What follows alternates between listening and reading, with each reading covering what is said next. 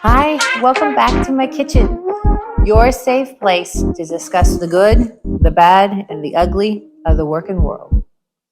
I've created this video series based on my book in hopes of helping you become more resilient at work.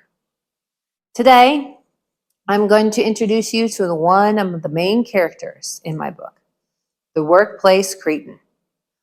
He's also known as the mansplainer, misogynist, an all-around horrible human being. The cretin. We all know him. He is in every workplace worldwide.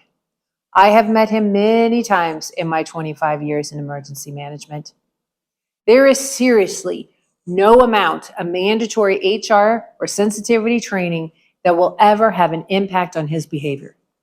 Cretins are typically kind of large in stature, so they make you feel like this tiny little mouse. And they will always be telling like some borderline offensive joke. And even if you raise an eyebrow, you get a, what?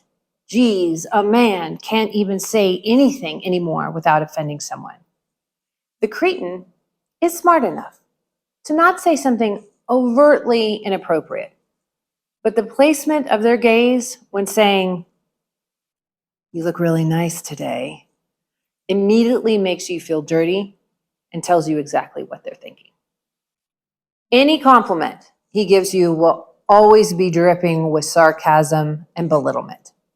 So I'd like to share with you a few phrases that I've received from cretins over the years.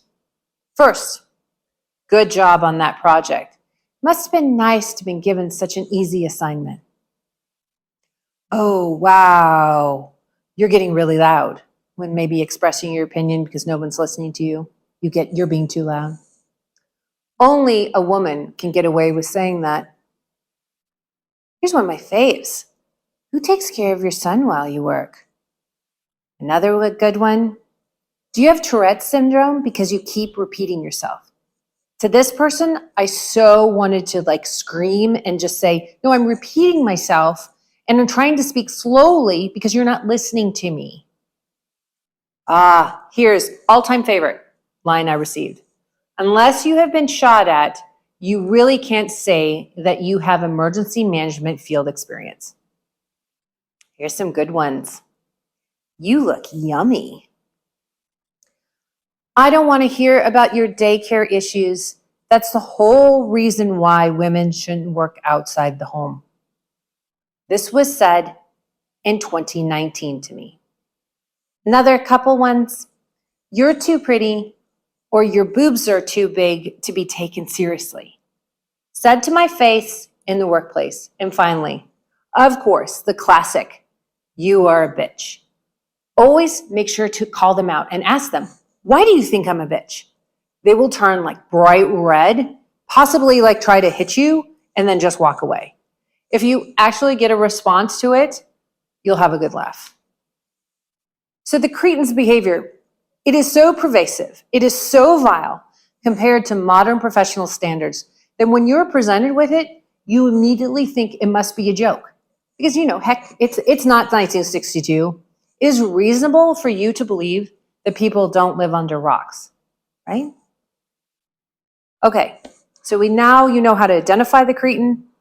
How do you deal with him? Now remember, the biggest thing about the cretin is it's first and foremost a bully.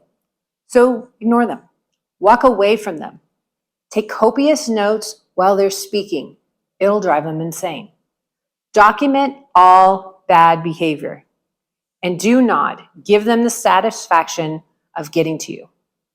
Sadly, younger Andrea tried to directly fight them by calling them out on their bad behavior, pleading with my bosses to do something.